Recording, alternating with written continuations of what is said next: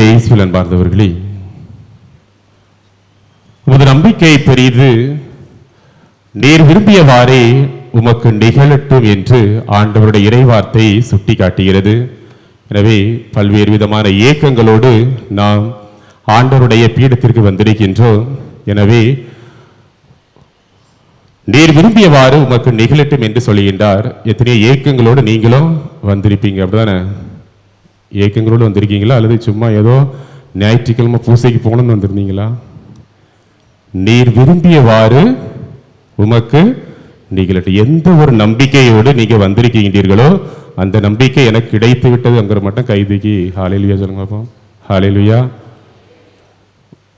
ஒரு 20 கை மட்டும் உண்மையிலேயே உங்களுடைய விசுவாசம் எவ்வளவோ அவ்வளவு தான் உங்களுக்கு கொடு. 20 பேர் மட்டும்தான் கோயிலுக்கு வந்திருக்கிறோமா, மற்ற எல்லாம் கடமைக்கு தான் வந்திருக்கிறோமா அப்படிங்கிறது உங்களிடம் கடவுள் கொடுக்கப்படுகின்ற ஒரு நம்பிக்கை. உண்மையிலேயே விசுவாசத்தோடு நான் ஆலயத்திற்கு வந்திருக்கின்றேனா என்பது அது உங்களை பொறுத்தது. என்னுடையதோ அல்லது ஆலயத்தில் பற்றி எதுவுமே கிடையாது. அது எல்லாமே உங்களை சார்ந்தது. இன்னைக்குள்ள நற்செய்தி வாசகங்களை நீங்கள் முழுமையாக நீங்க பார்த்தீர்கள் எனில், புறையினத்து மக்கள் அனைவருமே இயேசு கிறிஸ்துவை கண்டுபிடித்துக் கொண்டு அவரிடம் வருகின்றார்கள். இதுதான் இந்த 3 வாசகங்கள் நமக்கு எடுத்துரைக்கின்றன. 1999 ஒரிஷாவில் ஒரு நிகழ்வு நடந்தது. கிரஹாம் ஸ்டெயின் என்பவரையும் அவருடைய பிள்ளைகள் 2 பேரையும் அங்குள்ள பட்சசங்கங்கள் என்ற ஒரு அமைப்பினர்கள், ஒரு இந்துத்துவ அமைப்பினர்கள் அந்த குழந்தைகளையும் அவரையும் காரில் வைத்து எரித்துக் கொள்கின்றார். ஆஸ்திரியாவை சார்ந்த இந்த 2-3 பேரையுமே எரித்து கொள்கின்றார்கள். அதில் பலர் கைது செய்யப்படுகின்றார்கள். அவற்றில் முக்கியமாக ஒரு மனிதர்,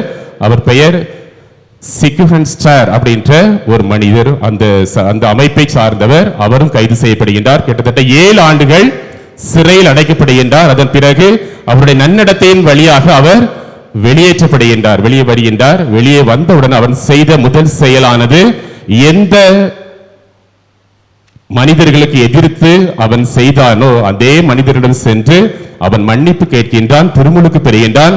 மீண்டுமாக எந்த பணியை தடை செய்ய வேண்டும் என்று நினைத்தாரோ அந்த பணியை நான் செய்கிறேன் என்று என்றும் அந்த இடத்தில் ஒரு கிறிஸ்தவ ஊழியராக பணிபுரிந்து வருகின்றார். ஒரு வேற்றினத்தை சார்ந்த ஒரு மனிதன், கிறிஸ்தவத்தை கண்டாலே வெறுப்புக்குள்ளான ஒரு மனிதன், இன்றைய நாளில் அதே கிறிஸ்தவ பைபிளை தூக்கிக்கிட்டு அவன் அங்குள்ள எல்லா பகுதியில் எல்லா மனிதர்களுக்கும் ஒரு கிறிஸ்தவ ஊழியராக பணிபுரிந்து கொண்டிருக்கிறார். பிற இனத்து மக்களையும் கடவுள் இன்றைய நாளில் ஏற்று அவருடைய வேண்டுதல்களையும் நான் கேட்பேன் என்று இன்றைய முதல் வாசகத்தில் எஸ்யா தீர்க்கதரிசி சுட்டிக்காட்டுகின்றார். எஸ்யா தீர்க்கதரிசி சுட்டிக்காட்டுகின்றார், இந்த உலகத்துல யூத மக்கள் மட்டுமல்ல, மாறாக புறையினத்து மக்களுடைய வேண்டுதல்களையும் நான் ஏறெடுப்பேன், அவர்களையும் என்னுடைய மலைக்கு அழைத்து செல்வேன், அவர்களும் எனக்கு பணிபுரிவார்கள் என்று இன்றைய முதல் வாசகத்தில் சுட்டிக்காட்டியது போன்று இந்த மனிதரும் இன்றைய நாளில் ஒரு வேத ஊழியராக பணியாற்றிக் கொண்டிருக்கின்றார். அதே போன்றுதான் இன்றைய 2வது வாசகத்தை நீங்கள் பார்த்தீர்கள் எனில், எந்த அளவிற்கு யூதர்கள் கீழ்ப்படியாமல் சென்றார்களோ அந்த அளவிற்கு பிறையினத்து மக்களுக்கு ஒளியானது சென்றது. எந்த அளவிற்கு இந்த யூத மக்களை கடவுள் எந்த அளவிற்கு நம்பியிருந்தாரோ அந்த அளவிற்கு அது பலவீனமாக மாறி போனது, அது தோல்வியை கண்டு கொண்டது. அது மட்டுமல்ல, கீழ்ப்படியாமல் சென்று கொண்டே இருப்பது. பவுல் ரோமிய மக்களுக்கு அதைத்தான் சுட்டிக்காட்டி, எந்த அளவிற்கு தரம் தாழ்ந்து போனதோ இந்த இஸ்ராயல் மக்கள், யூத மக்கள் தரம் தாழ்ந்து சென்றதோ அதே அளவிற்கு புறையினத்து மக்கள் உயர்ந்தோங்கினார்கள். இங்கு நம்பிக்கையில் குறைக்கப்படுகிறது, அங்கு நம்பிக்கை உயர்த்தப்படுகிறது என்று இன்றைய 2வது வாசகத்தில் புனித பவுல் சுட்டிக்காட்டுகின்றார். இன்றைய நற்செய்தி வாசகத்தில் நீங்கள் உங்களுக்கு எல்லாம் தெரியும், ஒரு கானானிய ஒரு பெண்ணானவள், கடவுள் என்றாலே அறியாத ஒரு பெண்ணானவள் ஆண்டவர் இயேசு கிறிஸ்துவிடமிருந்து பேய், தன்னுடைய மகளிடமிருந்து பேயை விரட்டும்படி மன்றாடுகின்றால் எத்தனை இடையூறுகள் அவருக்கு வருகின்றது. இருப்பினும் அந்த நீடித்த விசுவாசத்தோடு அந்த புறையினத்து மகள் கடவுளிடம் மன்றாடுகின்றால் இறுதியாக கடவுளுடைய ஆசீர்வாதத்தை பெற்றுக் கொள்கின்றாள். உன் நீர் விரும்பியவாறு உனக்கு நடந்தது அப்படி என்று கடவுளுடைய இறைவார்த்தை சுட்டிக்காட்டுகிறது. எனவே நம்முடைய வாழ்க்கையில எந்த அளவிற்கு நம்பிக்கையோடு நான் ஆலயத்திற்கு வந்திருக்கின்றேனோ அந்த அளவிற்கு தான் உங்களுக்கு ஆசீர்வாதம் உண்டு. அதைத்தான் கடவுள் இன்றைய நாளில் சுட்டிக்காட்டுகின்றார். இயேசுவில் அன்பார்ந்தவர்களே, இந்த பேய்கள் கானானிய பெண்ணினுடைய மகளை அடிமைப்படுத்திய இந்த பெண்ணினுடைய அந்த பேய்களை போன்று பல சமயங்கள்ல நம்முடைய வாழ்க்கையிலும் பல்வேறு விதமான அடிமைத்தனங்கள் இருக்கின்றன. இன்னைக்கு உள்ள அந்த வாசகத்தை நீங்க எடுத்து பார்த்தீங்கன்னா, அந்த பெண்ணானவள் ஆண்டவரிடம் சுட்டி காட்டுகிறாள், ஆண்டவரே என் மகள் பேய் பிடித்து கொடுமைக்குள்ளாகி இருக்கின்றாள். கொடுமைப்படுத்துகின்ற ஒவ்வொருவரும் இந்த உலகத்தில் யார் தான்? பேய் தான். பேய்னா ஏதோ வெள்ளை ஜல் கட்டிக்கிட்டு ஜல் ஜல் அழைட்டு கொலுசு சத்தம் போட்டுக்கிட்டு அலையிறது பேய்களை இல்லை. இன்னைக்கு கடவுள் சுட்டி காட்டுற இந்த வார்த்தை பாருங்க, என் மகள் பேய்க்குள்ளாகி கொடுமைக்குள்ளாகி இருக்கு. அப்போ எது இதெல்லாம் கொடுமைப்படுத்துகிறது? அது இதெல்லாம் பேய்கள் தான். அதனால வீட்டில் லைட் ஆஃப் பண்ண உடனே வெள்ளை ஜல்ல கட்டிட்டு ஒன்று ஓடிச்சு அப்படின்ட்டுலாம் என்ன பண்ணக்கூடாது? பேயின்ட்டு பயந்து அலையிடக்கூடாது. அல்லது கொலுசு சத்தம் போட்டுட்டு போதுங்கிறது முடியை விரிச்சு போட்டுக்கிட்டு போதும். இந்த பேயுடைய அடையாளங்கள் எல்லாம் பாருங்களாம், வெள்ளை சேலை, கொலுசு சத்தம், வளையல் சத்தம் பாருங்க.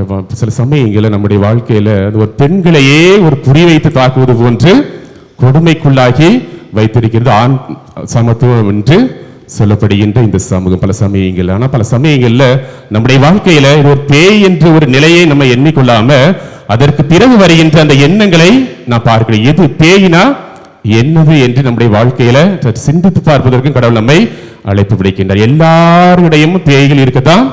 இது பேய் தன்மை என்று எல்லா மனிதர்களிடையும் சிலர்கிட்ட அதிகம் இருக்கும், சிலர்கிட்ட குறையுள்ள. எல்லா மனிதருடைய வாழ்க்கையில் இப்படிப்பட்ட நிலைகள் இருக்கத்தான்.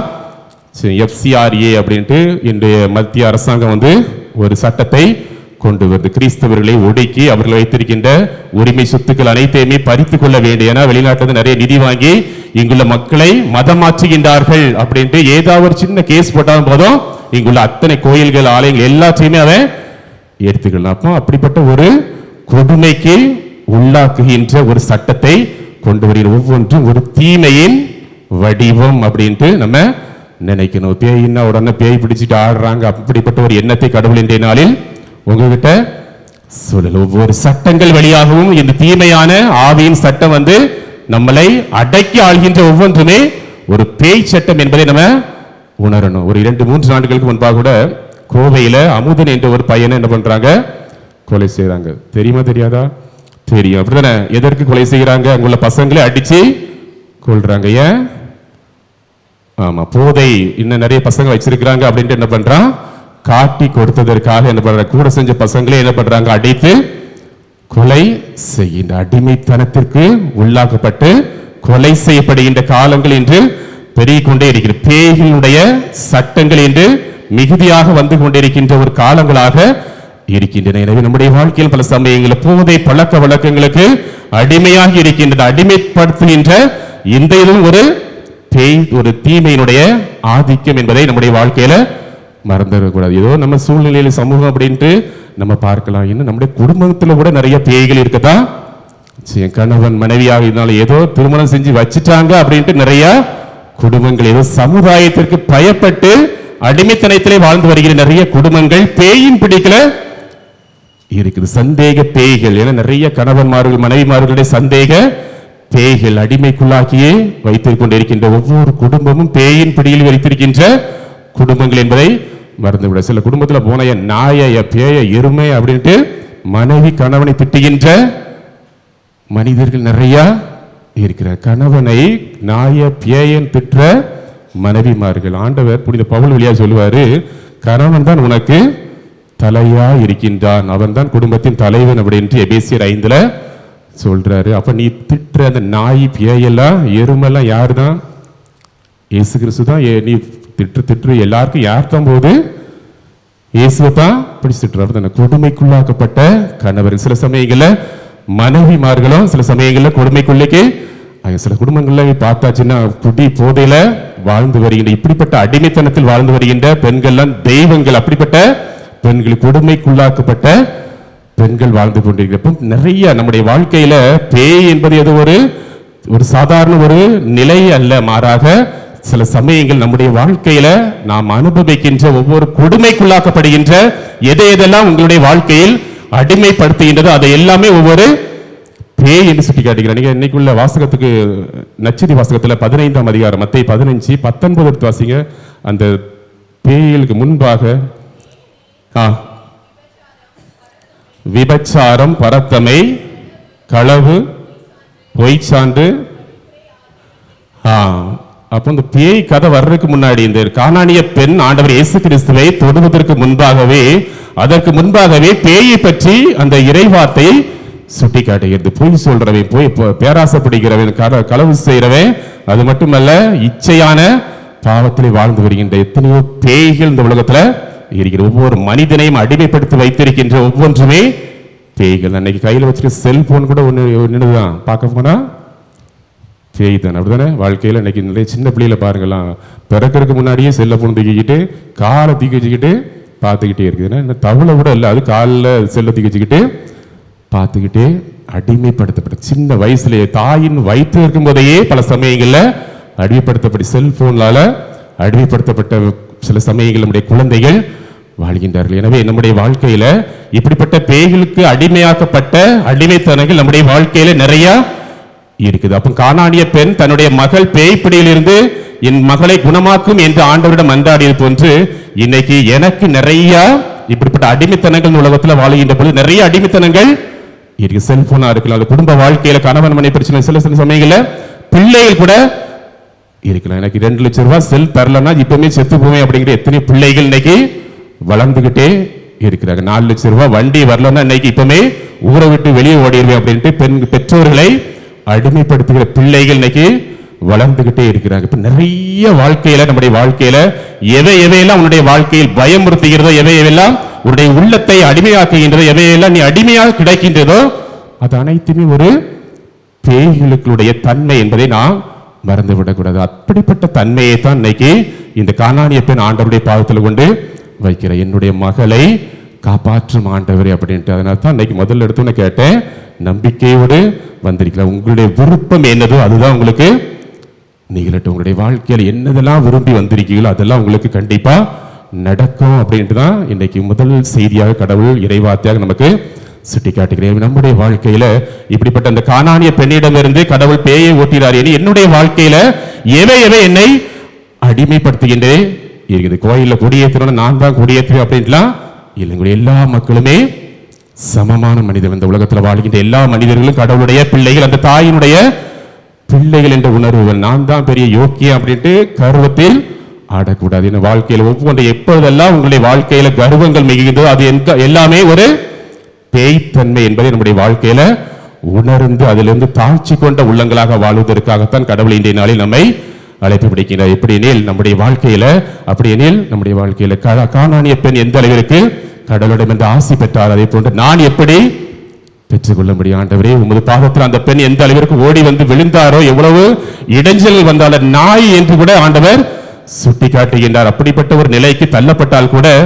ஏன் அந்த பெண் எந்த அளவிற்கு தாழ்ச்சியோடு ஆண்டவரிடம் ஆசி பெற்றார், அதே போன்று என்னுடைய வாழ்க்கையில நான் எப்படி ஆண்டவரே உம்மிடமிருந்து ஆசீர்வாதத்தை பெற்றுக்கொள்ள முடியும்? இயேசுவில் அன்பார்ந்தவர்களே, ஒரு சிறிய நிகழ்வுகளை மட்டும் சொல்லி சுட்டிக்காட்டி பழைய ஏற்பாட்டில் தானியேல் நூலில் 6ஆம் அதிகாரம் நீங்க யாராவது எடுத்து வாசித்தீங்க. தானியேல் 6ஆம் அதிகாரத்தில் நீங்க வாசித்து பார்த்தீங்கன்னா ஒரு நிகழ்வானது வரும். அதாவது என்னன்னா, ஒரு அரசனானவன் சுட்டி காட்டுவான், என்னுடைய உருவத்தையோ அல்லது இந்த உலகத்தில் கடவுள் என்று ஒருவருமே கிடையாது, ஆகவே நான் தான் தாரியு என்பவன் தான் கடவுள், அவனிடம் தான் எல்லாருமே மன்றாட வேண்டும்.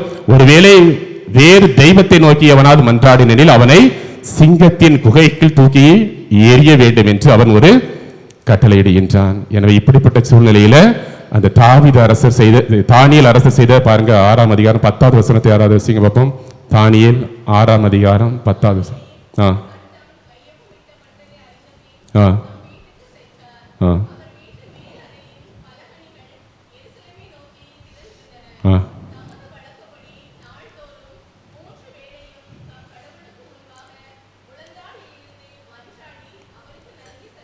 தானியேல் செய்த செயல் என்னதுன்னா, என் கடவுள் உயர்வுள்ள கடவுள், அந்த இஸ்ராயல் கடவுள் மட்டுமே என்பதை அவர் அறிந்தது. ஏன்னா வேற்று நாட்டிலிருந்து பாலஸ்தீன நாட்டுக்கு நாடு கடத்தப்பட்டு வந்திருக்கின்றார்.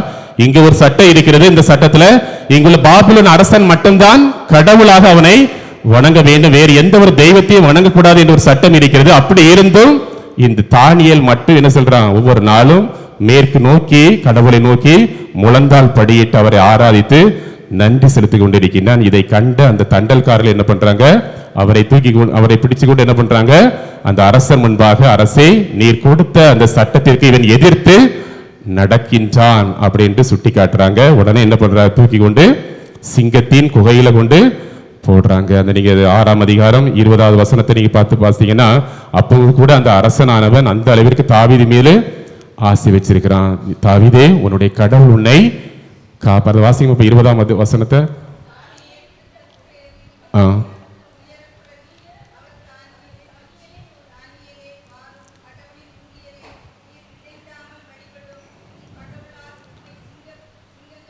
நீ இடைவிடாமல் வழிபடுகின்ற உன் கடவுள் இந்த சிங்கத்தின் வாயிலிருந்து உன்னை காப்பார் என்று சொல்லுகின்றார். அடுத்த நாள் காலையில ஓடி வர அவன் தான் முத மனுஷனா வந்து பார்க்கிறான். அங்க பார்க்கும்போது தானியேலை எந்த ஒரு சிங்கங்களும் தொடல. இதை கண்ட உடனே அந்த மனுஷன் ஒரு சொல்றான் பாருங்க 26ஆவது வசனத்துல, இந்த உலகத்துல தானியேலின் கடவுளை தவிர இந்த உலகத்துல வேறு எந்த கடவுளும் இல்லை, அவருக்கு நீங்கள் அஞ்சு நடக்க வேண்டும் சொல்லிவிட்டு யார் யாரெல்லாம் பொறாமை கொண்டு இந்த தானியேலை எதிர்த்து நிறுத்தினார்களோ அவர்களே அவர்கள் பிள்ளைகள் தலைமுறைகள் அத்தனை பேரையும் தூக்கி கொண்டு சிங்கத்தின் முன்பாக தூக்கி வீசுறான். அதை பிச்சு எடுத்து கொன்று போட்டன என்று தானியேல் நூலில பார்க்கலாம். இயேசுவில் அன்பார்ந்தவர்களே, பல சமயங்கள்ல இப்படிப்பட்ட பழைய ஏற்பாட்டு நிகழ்வுகள் ஒவ்வொன்றுமே புதிய ஏற்பாட்டிற்கு ஒரு அடித்தளமாக அமைந்திருக்கின்றன. அப்படி என்று பார்க்கின்ற பொழுது இந்த கானானிய பெண் எந்த அளவிற்கு ஆண்டவர் மீது நம்பிக்கை வைத்திருந்தாலோ அந்த அளவிற்கு ஆசீர்வாதத்தை பெற்றுக்கொண்டாள். ஏனென்றால் தன்னுடைய கடவுள் மட்டுமே உண்மையான கடவுள் என்பதை நம்பிட்டார். இந்த உலகத்துல எத்தனையோ இடங்கள்ல போய் பார்த்திருக்கிறார், ஒரு இடத்திலேயுமே அவளுக்கு தன்னுடைய மகளிடமிருந்து பேயை விரட்டுவதற்கு எந்த ஒரு மனிதனாலும் இயலவில்லை. ஆனால் செவி வழியாக கேட்கின்ற சில சமயங்கள்ல அந்த யோர்தான், சில சமயங்கள் ஆண்டவர் போகின்ற இடங்களெல்லாம் சில பணிகளை செய்கின்றார். கலிலேயா நாடு முழுவதும் ஆண்டவருடைய அந்த கலிலேயா கரையோரங்களில் உள்ள மக்கள் ஆண்டவருடைய நற்செய்தியை நம்பினார்கள். எனவே சின்ன ஒரு செய்தியை கேட்டு நம்பி வந்த இந்த கானானிய பெண் ஆண்டவருடைய ஆசீர்வாதத்தை பெற்றுக்கொண்டாள். எனில் அந்த உயிருள்ள கடவுளுடைய பிள்ளைகளாக இருக்கின்ற நாம் ஏன் பல சமயங்களில் நம்பிக்கை இழந்து வாழ்கின்ற எவனோ ஒரு சாதாரண ஒரு மனுஷன், சாதாரண ஒரு பெண்மணியானவள் இவர்தான் ஆண்டவர் என்பதை அறிந்து ஓடி ஆண்டவரிடம் ஆசீர்வாதத்தை பெற்றுக்கொள்கிறாள். எனில் என்னுடைய கடவுள் தான் உயிருள்ள கடவுள் என்று நம்பிக்கிட்டு இருக்கின்ற என்னால ஏன் அந்த ஆசீர்வாதத்தை பெற்றுக்கொள்ள முடியவில்லை என்று பார்க்கின்ற பொழுது பல சமயங்கள்ல நாம் பயப்பட்டுறோம். இவ்வளவு பெரிய பேய்களும் இவ்வளவு பெரிய பேய்த்தன்மைகளும் நம்மளுக்கு முன்பாக இருக்கின்ற பொழுது அதனால தான் நம்முடைய கான்சென்ட்ரேஷன், நம்முடைய எல்லாமே அந்த பயத்தை தான் நிற்கிறதே தவிர அதை விட பெரியவர் எனக்குள்ள வாழ்கிறார் அப்படிங்கிறத பல சமயங்கள்ல மறந்துடுறோம். எனக்குள்ள வாழ்கின்றவர் உயிருள்ள கடவுள் என்பதை பல சமயங்கள்ல வாழ்ந்துடும். அதனால தான் இந்த கானானிய பெண்ணானவர்களுக்கு முன்பாக கூட நாயிங்காரு பேய்ங்காரு, ஆனா அந்த பெண் எதையுமே நினைக்கல. ஏன்னா தான் பிடித்து வைத்திருக்கின்ற அந்த புளியங்கும்பு அப்படின்னு சுட்டி காட்டுவார், அந்த அளவிற்கு கடவுளை இறுக்கமாக பிடித்துக் கொண்டார். ஏன்னா யூத சமுதாயத்தை பொறுத்த வரைக்கும் பிற இனத்து மக்கள் அவர்கள் நாய்களுக்கு ஈடானவர்கள். எனவே தான் கடவுள் அந்த ஒரு வார்த்தையை சுட்டி காட்டி நாய்க்குட்டிகளுக்கு போடுவது முறையா அப்படின்ட்டு ஒரு வார்த்தையை போடுகின்றார். பிற இனத்து மக்களை பொறுத்த வரைக்கும் யூதர்கள் அவர்களை ஒரு நாய்களாகத்தான் நினைத்தார்கள். ஆனால் கடவுள் யாரெல்லாம் நாய் என்று தாழ்த்தி நினைத்தீர்களோ அந்த நாயை கொண்டுதான் பிறருக்கு ஒரு வழிகாட்டியாக மாற்றுகின்றார். தீர் சீதோன் அதுவரையிலும் ஆண்டவருடைய இரக்கத்தை பெற்றுக்கொள்ளவில்லை. ஆனால் எந்த ஒரு வலுவின்மை ஆண்டவரிடம் இரக்கம் பெற்றுக்கொண்டதோ அதன் சார்பாக தீர் சீதோன் முழுவதுமாகவே ஆண்டவருடைய வல்லமையை பெற்றுக்கொண்டு ஒரே ஒரு மனிதனுடைய பேய்த்தன்மை தன்னுடைய மகளை பேய் பிடித்திருப்பது குணப்படுத்துவதற்காக விசுவாசத்தோடு பெற்றுக்கொண்டதால தீர் சீதோன் அந்த பகுதி எல்லாருமே ஆண்டவர் இயேசு கிறிஸ்துவை ஏற்றுக்கொண்டார்கள். ஒரே ஒரு தானியேல் செய்த ஒரே ஒரு நம்பிக்கை, எவ்வளவுதான் பெரிய சட்டம் போட்டாலும் என் கடவுள் தான் உண்மையான கடவுள் என்று அவரை மட்டுமே வணங்குவேன் என்று இருந்தாலும் சிங்க கோயில் தூக்கி போடுறாங்க. அதன் பிறகு பார்க்கின்ற பொழுது அந்த பாபிலோன் முழுவதுமாகவே கடவுள் இஸ்ராயலின் கடவுள் தான் உண்மையான கடவுள் என்று அறியப்பட்டது. அதே போன்றுதான் உங்களுடைய வாழ்க்கையில என்னதெல்லாம் உங்களை அடக்கி வச்சிருக்கிறதோ, ஒருவேளை கணவன் மனைவியாக சில சமயங்கள்ல அடக்கப்பட்டிருக்க பிள்ளைகள் உங்களுடைய வாழ்க்கையில அடக்கி கொண்டு இருக்கலாம், அல்லது ஏதாவது ஒரு செயல் திட்டங்களுடைய வாழ்க்கையில பயமுறுத்தி கொண்டே இருக்கலாம். ஆனா அந்த பயங்கள் வழியாகத்தான் கடவுள் ஆசீர்வாதத்தை இந்த உலகத்துல கொண்டு வருவார். எந்த பேயின் வழியாக இந்த பெண்ணானவள் கொடுமைப்படுத்தப்பட்டாலோ அதே பேயின் வழியாகத்தான் தீர் சீதோன் எல்லா பகுதிகளுமே ஆண்டவர் இயேசு கிறிஸ்துவை கண்டு கொண்டன. எனவே தான் கடவுள் இன்றைய நாளில் உங்களுடைய வார்த்தையிலும் சுட்டிக்கான எதையெல்லாம் கண்டு நீங்க பயப்படுகிறீர்களோ, எதையெல்லாம் உங்களுடைய வாழ்க்கையில அடிமைப்படுத்துதோ, எதையெல்லாம் உங்களுடைய வாழ்க்கையில கசப்பா இருக்குதோ அந்த கசப்புகள் தான் உங்களுக்கு ரெட்டிப்பு ஆசீர்வாதத்தை கொண்டு வரும் அப்படின்ட்டு கடவுள் சுட்டி காட்டுகிறார். எந்த பேயை கண்டு பயந்தாலும் அந்த பேயின் வழியாகத்தான் தீர் சீதோன் ஆகிய எல்லாருமே இயேசு கிறிஸ்து தான் உண்மையான கடவுள் என்று கண்டறிந்து கொண்டது. அதே போன்றுதான் உங்களுடைய வாழ்க்கையில எவை உங்களுடைய அடிமையாக்குகிறதோ அந்த அடிமைத்தனம் தான் மிக விரைவில் ஆசீர்வாதத்தை அள்ளித்தரும் என்று கடவுள் சுட்டிக்காட்டுகிறார். எந்த அளவிற்கு கோயிலுக்கு எதிர்ப்பு வருதோ அந்த அளவிற்கு தான் ஆசீர்வாதங்கள் வரும். அப்படிதானே? வாழ்க்கையில எந்த அளவிற்கு எதிர்ப்புகள் வருதோ அந்த அளவுக்கு தான் ஆசீர்வாதம் வரும். சாதாரண ஒருத்தர் நல்ல பேராலயமாக மாறுவதற்கும் எதிர்ப்புகள் கண்டிப்பா வேணும் அப்படின்ட்டு கடவுள் சுட்டிக்கிறார். ஏன்னா கடவுள் மோதுறது ஒரு சாதாரண சின்ன பிள்ளைகிட்ட போய் மோதிக்கிட்ட இருக்கக்கூடாது. எந்த அளவிற்கு பெரிய எதிர்ப்புகள் வருதோ அந்த அளவுக்கு மோதும் போதுதான் அவரை கடவுள் என்று நம்ம வணங்குகிறோம். உங்களுடைய வாழ்க்கையில கடவுள் ஆசீர்வாதம் வேணும்னா உங்களுக்கு எந்த அளவிற்கு எதிர்ப்புகள் வருதோ, எந்த அளவிற்கு வேதனைகள் வருதோ, எந்த அளவிற்கு பேய்த்தன்மையோடு உங்களுடைய வாழ்க்கையில் கொடுமைப்படுத்தப்படுகிறீர்களோ அந்த இடத்திலிருந்து தான் உங்களுக்கு ஆசீர்வாதம் அள்ளி கொண்டு வரும் என்று கடவுள் சுட்டி காட்டுகின்றார். எனவே நம்முடைய வாழ்க்கையில நம்பிக்கையோடு செல்லுங்கள். ஏன்னா எனக்குள்ள இருக்கின்றவர் எனக்கு முன்பாக இருக்கின்ற அனைத்து தீமைகளை விட பெரியவர் என்று நம்புங்கள். இரண்டாவதாக, எந்தெந்த சூழ்நிலைகளில் சிக்கி தவிக்கிறீர்களோ அந்த சிக்கல்கள் தான் உங்களுக்கு ஆசீர்வாதத்தை கொண்டு வரும். எந்த அளவிற்கு உங்களுடைய வாழ்க்கையில எனக்குள்ள இருக்கின்ற கடவுள் என்னை எந்த ஒரு தீமைக்கும் அவர் முழுமையாக என்னை ஆட்கொள்ள விடமாட்டார் என்ற ஒரு நம்பிக்கை உங்களிடம் இருக்குதோ அந்த அளவிற்கு தான் நீங்கள் ஆசீர்வாதத்தை பெற்றுக்கொள்வீர்கள். எனவே எந்த அளவிற்கு கடவுளுடைய ஆசீர்வாதத்தை கானானிய பெண் பெற்றுக்கொண்டாரோ அதை போன்று உங்களுடைய வாழ்க்கையில் உங்களுடைய வேண்டுதல் அனைத்தையும் கடவுள் நிறைவான ஒரு ஆசீர்வாதத்தை தருவார் என்ற நம்பிக்கையோடு திருப்பலியில் மன்றாடுவோம். ஆமென்.